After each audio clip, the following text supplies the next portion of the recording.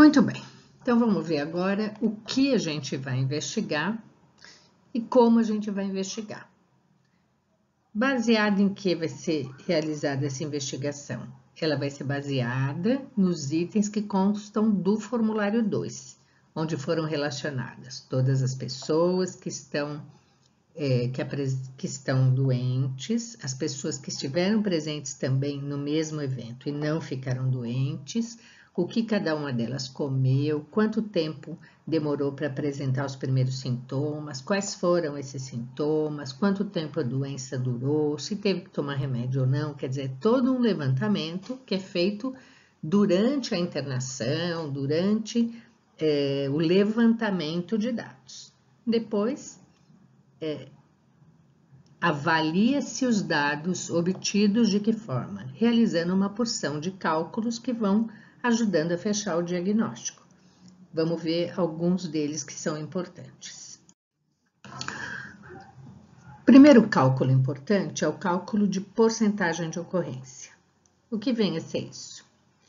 O percentual de pessoas que estavam expostas ao risco e que adoeceram.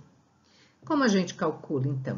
Dividindo o número de pessoas que ficaram doentes pelo número de convidados, participantes do almoço do evento, enfim, do número de pessoas que foram expostas ao risco, vezes 100. Se a gente tivesse uma festa em que tivéssemos 737 pessoas convidadas e dessas, 272 passaram mal. Então, a gente tem uma porcentagem de ocorrência de 36,9%, obtida de que forma? Dividindo 272 pessoas que estavam doentes por 737 pessoas que foram expostas ao risco. E aí a gente obtém essa taxa essa porcentagem de ocorrência. Quando essa porcentagem de ocorrência é alta, isso indica que eu tenho um alimento comum como sendo o foco desta DTA. Então, realmente indica que eu tenho uma contaminação de uma refeição efetivamente que causou a doença. Quando ela é baixa, abaixo de 3%, ela é pequenininha, ela indica que aquelas pessoas que estão passando mal, pode ser por uma indisposição orgânica e que não tem nenhuma relação com contaminação alimentar. Ou que essas pessoas ingeriram sobras dos alimentos servidos na refeição, mas fora do horário comum da refeição. E aí, questões de armazenamento inadequado, tal, podem ter levado essas pessoas a ficarem doentes, mas elas não foram expostas durante o período da refeição. Depois a gente tem que calcular a mediana do período de incubação da doença. E aqui cabe rever dois conceitos: período de incubação e mediana. Período de incubação, o período período de tempo entre o consumo do alimento e a presença dos primeiros sintomas, o aparecimento dos primeiros sintomas. Então, esse intervalo é chamado de período de incubação. E mediana é uma medida que vocês já aprenderam em estatística, que é a medida da tendência central, e que a gente calcula de modo diferente se a gente tiver observações de número ímpar ou observações de número par. Vou fazer um exemplo de cada para ficar fácil. Então, se eu tiver incubação de doenças com um N ímpar, eu tenho uma situação como esta aqui. Eu tenho aqui 5 indivíduos relacionados, cada um deles eu tenho que horário fez a refeição e que horário teve os primeiros sintomas. E aqui, calculando então a diferença entre o horário da refeição e dos primeiros sintomas, a gente vai obter o período de incubação. Então, eu tenho aqui, uma variedade que varia, ó, 14, 16,5, 18, 9 horas e meia e 13 horas de período de incubação. Então, para encontrar a mediana, a gente coloca esses períodos de incubação todos relacionados em ordem crescente ou decrescente. Nesse exemplo, a gente colocou em ordem crescente, tá aqui. 9,5, 13, 14, 16 e 30 e 18 horas. E a gente busca qual é o número que está realmente no centro desta relação de informações. E aqui a gente obtém 14 horas. Se eu tivesse um N par, eu iria fazer o cálculo de uma outra forma. Então, aqui eu tenho, né, os 6 pessoas, tenho o horário da refeição, o horário dos primeiros sintomas e aqui o período de incubação que foi calculado para cada um deles. Para encontrar a mediana aqui, a gente vai fazer como no caso anterior, relacionar esses períodos de incubação em ordem crescente ou decrescente. De novo, aqui foram colocados em ordem crescente. E aí eu observo os dois números que estão no centro desta relação de informações, somo os dois e divido por 2, tiro a média entre esses dois números. Então, 13 horas mais 14 horas dividido por 2, eu tenho um período de incubação de 13 horas e 30 minutos. O período de incubação, ele começa a trazer notícia de qual é o tipo de DTA que a gente tem. Por quê? Porque os tipos diferentes de DTA, eles têm períodos de incubação diferenciados. Então, veja, aqui embaixo, eu teria, olha, se fosse uma toxinose, eu teria tido sintomas de 1 a 6 horas depois de ingerido o alimento, não é o caso. Então, já mostra que eu não tenho uma toxinose, uma situação daquela em que eu consumi um alimento cuja toxina produzida pelo micro-organismo é que vai me causar doença. Não é essa a situação. Então, eu tenho com certeza uma infecção. Então, aquela em que eu sei que o consumo do alimento onde tinha uma certa quantidade de bactérias e esta bactéria é que vai me causar a doença. Então, eu posso ter uma doença diarreica ou disentérica. Então, a diarreica aqui, ó, de 8 a 72 horas de período de incubação. E é exatamente dentro desse período que eu tenho as 13 horas e 30 que eu encontrei. Então, eu já sei que é uma infecção e que é uma infecção diarreica. E aí, precisa calcular agora a duração média da doença. Então, de novo, olhando o formulário 2, relação das pessoas que estão lá, horário que fez a primeira refeição, e aqui que começa a interessar para eu saber a duração da doença, o horário do primeiro sintoma e o horário do último sintoma. Então, registro de primeiro horário que sentiu o primeiro sintoma e o horário que sentiu o último sintoma, a diferença entre eles vai ser o tempo de duração da doença, né? Então, eu tenho aqui relacionado 5 itens de duração da doença.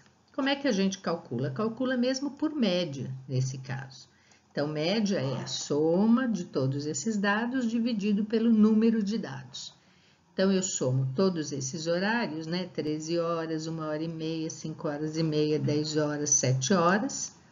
Obtenho o número 37 e divido por 5, que é o número de casos que eu tenho, e obtenho que a duração média da doença foi de 7,4 horas, quase 7 horas e meia.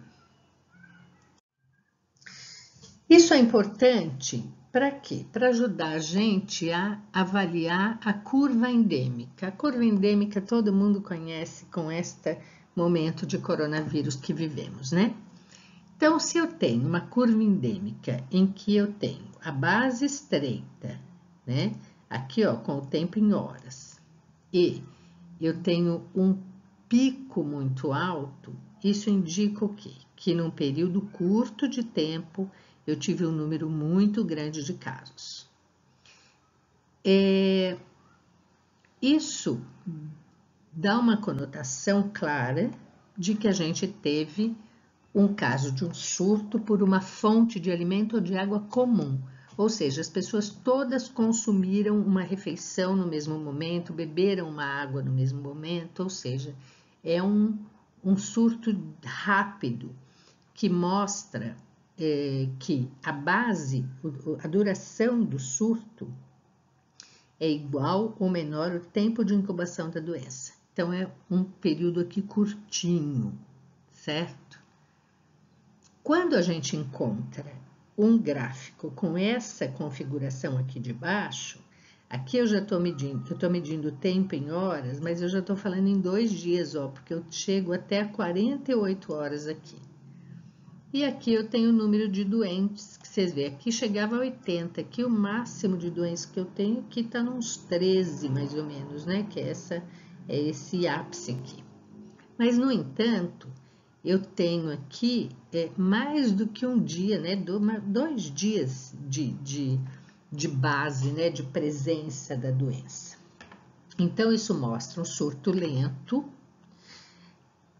Essa base, ela é igual a vários períodos de incubação da doença, e isso vai dando uma conotação de que não foi um momento comum de alimentação que resultou nessa DTA, mas sim uma contaminação de uma pessoa para outra,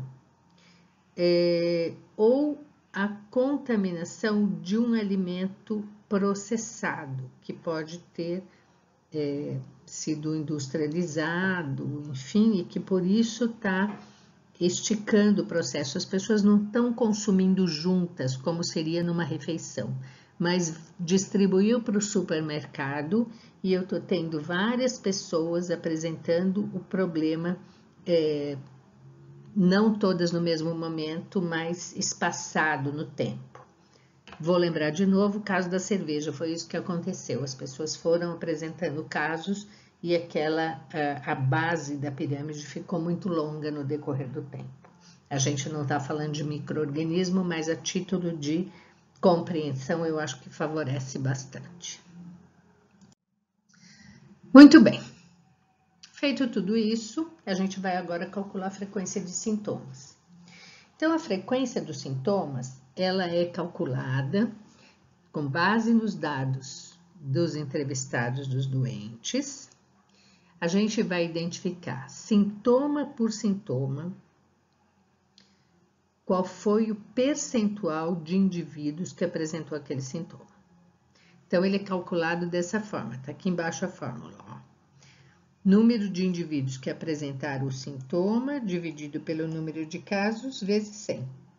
Então, volto a lembrar, eu vou avaliar isso sintoma por sintoma, cefaleia, diarreia, dor abdominal, cólica, sei lá, cada um dos sintomas individualmente.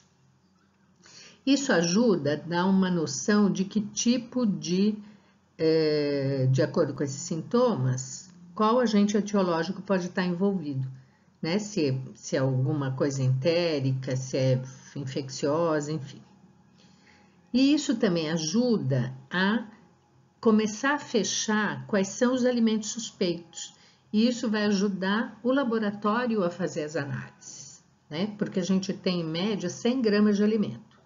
Com 100 gramas eu consigo fazer 4 análises.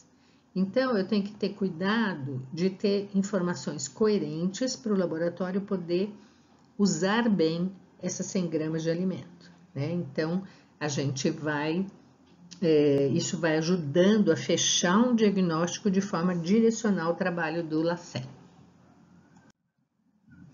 Então, nesse caso, olha, eu tenho aqui 17 pessoas de um grupo todo de indivíduos, de 17 indivíduos, 100% tiveram diarreia, 35% tiveram gases, 94% tiveram cólica e 40% tiveram mal-estar.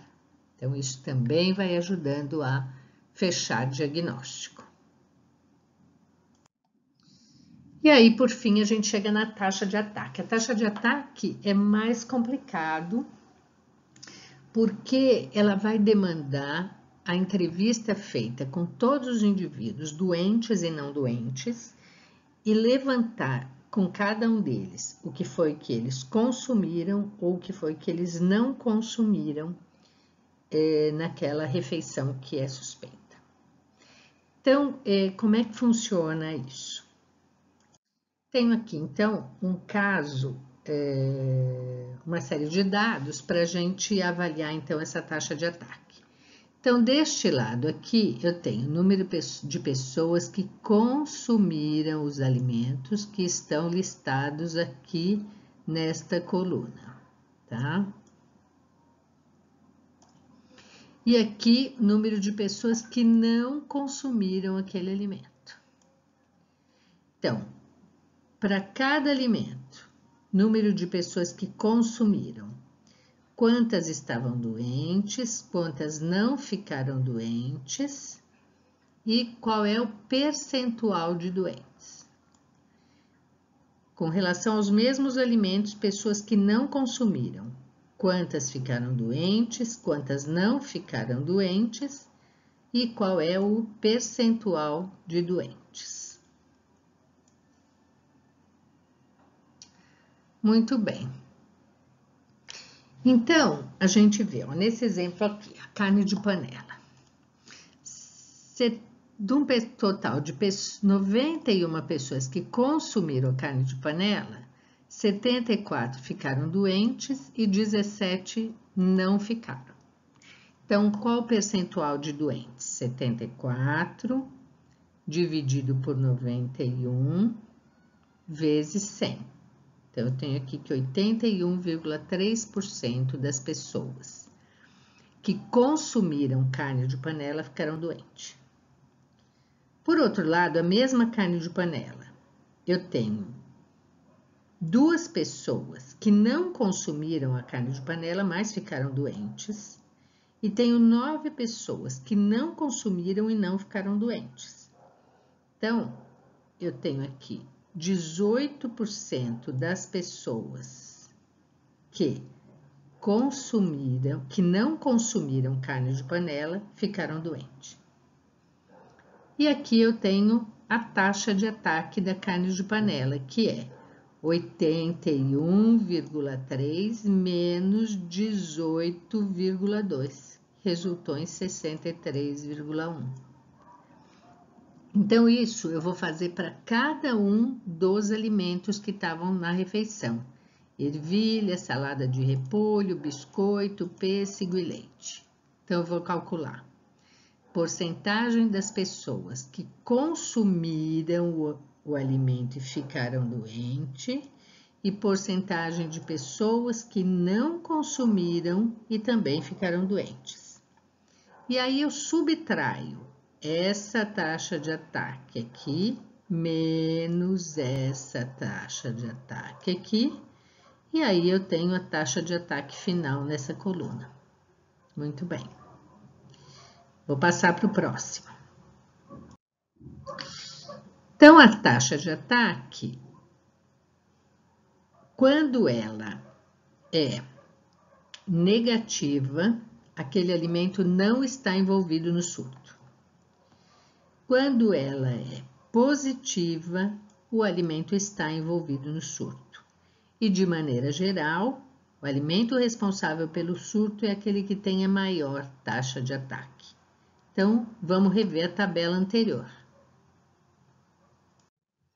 Então, revendo a tabela anterior, a gente vê o quê? Que a ervilha não podia ser. Por que não podia ser ervilha? Porque deu uma taxa de ataque negativa. Então, a ervilha está fora. Também está fora o pêssego, que deu uma taxa de ataque negativa. O que eu tenho de positivo aqui? Eu tenho a carne de panela, com 63%. Eu tenho a salada de repolho com 0,9 de taxa de ataque, o biscoito com 11,1 e o leite com 17,4. Então, quem é aqui o vilão da minha refeição? A carne de panela com 63,1% de taxa de ataque.